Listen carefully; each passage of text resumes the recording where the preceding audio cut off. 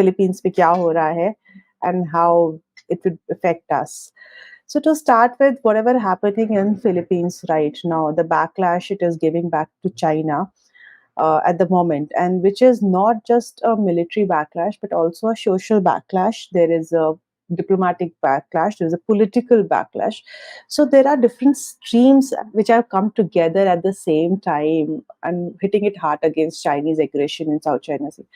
अभी तक ये था पिछले कुछ सालों तक कि Philippines were considered very maybe very not militarily powerful, economically very dependent on China.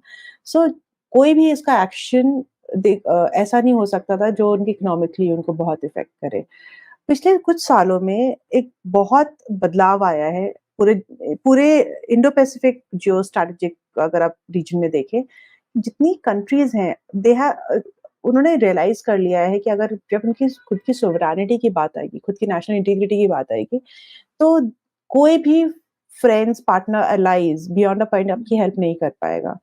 And अगर ऐसा केस कोई आता है तो आपको अपने सेल्फ रिलायंट होना पड़ेगा। आपको उसके लिए खुद के वेपन्स होने चाहिए, खुद का स्ट्रॉन्ग मिलिट्री पॉलिटिकल आर्किटेक्चर होना चाहिए और तभी आप अपने आप को प्रोटेक्ट कर पाओगे। So even when US was helping out Philippines for the longest time, and mind you, Philippines is the only non-NATO ally in the region. मतलब कोई other allies and partners are two different things in geopolitical terms. Allies are only when you sign a treaty with them, when there is a written agreement कि हाँ मैं तुम्हें बचाने आऊँगा। तो NATO के साथ तो US का है ही है because they are all members. Apart from NATO, Philippines is the only other country which is a formal ally of US. कि आपके ऊपर कोई इशू आता है आपकी नेशनल सोवरेनिटी, टेरिटोरियल इंटीग्रिटी के ऊपर, we'll come and help you out.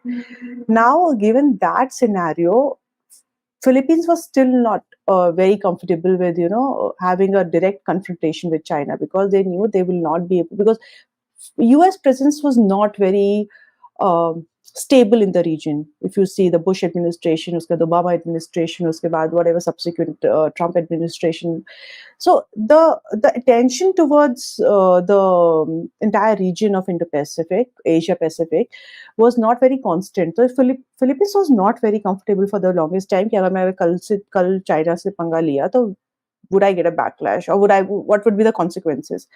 Now what has happened now in the current few years, that US has realized that Indo-Pacific is a region of major interest for us because there are, let alone be anything, there's a major economic reasons to be here. This is the market. It is the place where the future lies ahead. So जहाँ पे ये ऐसी situation रहेगी, वहाँ पे super powers will be present. So no matter what you say, US and European countries will be present. France, Germany, whatever countries are there, they will be present in the region because the importance of geopolitical, geoeconomic importance of the region. With that understanding, there is more presence of US in the region, and now US has started committing its resources to its friends and allies. Now, Philippines being the major ally, we have seen over the past few years that we have new bases opening up in Philippines. And this is happening parallelly at the same time when China has been making more aggressive movements in the South China Sea for its own parallel ambition of becoming a global power. Okay, so Philippines now is in the middle, facing Chinese aggression from one hand and US support from the other hand. These two developments are happening parallelly. So now US has also understood that giving a military backlash to China through Philippines will not be only enough, because fighting a war will only destabilize the region and for everyone. So trade will be affected, the political relations would be strained. So fighting a direct war will not be beneficial. What can be indirectly done is create awareness about what China is doing in South China Sea. So currently, if you see, there is entire industry in the Philippines that is working for the cause of West Philippine Sea. It's whether you call it academicians, you call it media, you call it social services, you call the general fishermen folk, their clubs together. So there is entire set of people who are working for the cause of West Philippine Sea. And because this kind of attention is growing, you see not only the politically we have a backlash towards China from Philippines, but there is also people having a backlash.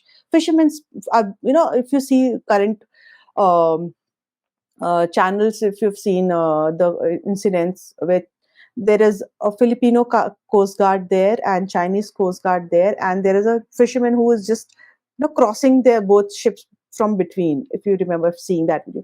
So that kind of courage has come within the people, that military, the Filipino military is getting stronger and they will support no matter what. So these are the kind of dynamics which are developing and only getting strengthened over the time. So this is what we are seeing, the culmination of everything we are seeing it right now. Interesting. मेरे को that is all good. Philippines ने पंगा ले लिया and that's fine. But interestingly, एक इनका जो Philippines का tactic है, जो which I kind of find very interesting, is that the world never believed कि चाइना ये सब उल्टे काम करता है. ठीक है, so what the Filipinos have done, and very interestingly, कि ये अपने साथ जर्नलिस्ट लेके जाते हैं शिप्स के अंदर, उनके कोस्ट गार्ड के शिप्स के अंदर. अब वो यूएस पुराना वो सेकंड वर्ल्ड वॉर का रैकेज वहां पे पड़ा है, उसमें इन्होंने सोल्जर्स बिठा रखे हैं. Every second day they are there उनको रिप्लेनिश करने के लिए, ये वो ऑल दैट स्टफ. वो I find it very funny, क्योंकि आप रिप्लेनिश तो हफ्ते में एक बार ही भी कर सकते हो, महीने में एक बार ही भी कर, लेकिन हर 2 दिन में खड़े हो जाते हैं वहां जाके. It's literally they are also kind of you know trying to finger in China कि यार कहीं ना कहीं इनको भी थोड़ा सा तंग किया जाए. व्हाट डू यू से फॉर दिस टैक्टिक? इनका क्या मोटिव है टू टेक जर्नलिस्ट? आपने जैसे बोला दुनिया को दिखाना है, एक तो वो है, इससे चाइना पे क्या इम्पैक्ट पड़ रहा है? That's a very good question and very important one, because till now, till 2016, किसी को पता भी नहीं था साउथ चाइना सी डिस्प्यूट क्या हो रहा है. दुनिया was not concerned about it. All of a sudden, a country which is so small, otherwise in front of China economically, militarily, won a case against China, China जैसी country के against, and then since then we have been seeing these developments happening.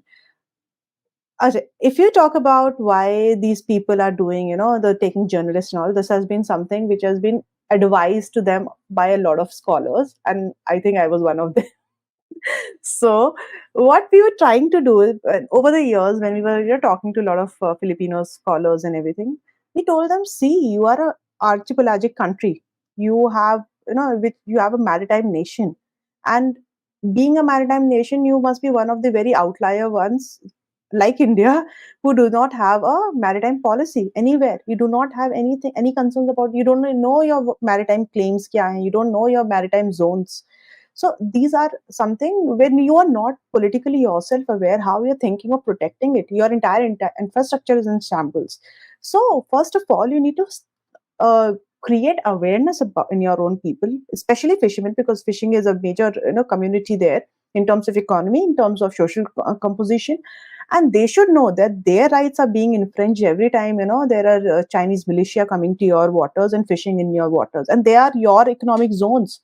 So create awareness. How do you create awareness? By television, which is the very cheapest and most accessible source anywhere in the world. So now that's why what they've started doing is taking journalists with them, and before China can twist any of the information कि भाई हमने अपने आप को protect किया था, Filipinos हमको attack कर रहे थे, हमको तंग कर रहे थे, हमारे लाइन में आ रहे थे. Instead of listening to their version of the story, you take your people there, let them see what is happening, let them record it, let them show it to your own people, and then let them decide. And it's not just only your own people will see, it's the rest of the world will see. So your people will get educated about your rights and claims and what's happening to them, and also the rest of the world is you're getting the attention and support from the rest of the world to your own cause.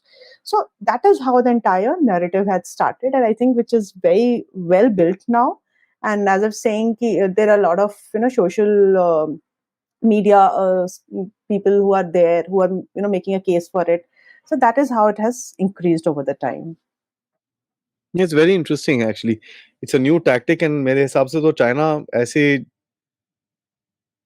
for the lack of and you better see, word, it is effective. It is effective. You see the kind of support Philippines is getting because of that, and China is getting so much of backlash. You backlash, can दूसरा फंस गया है.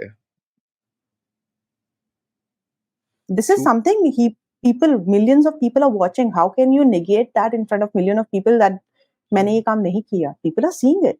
They're making their own judgments. So Yeah. despite Chinese foreign ministry coming every time, no, it was Filipino fishermen who were, nagging us, who were coming in our waters, and whatever. World is out there to see who's entering into whose water. Hmm. So you're making a very straight case for yourself. How do you see Philippines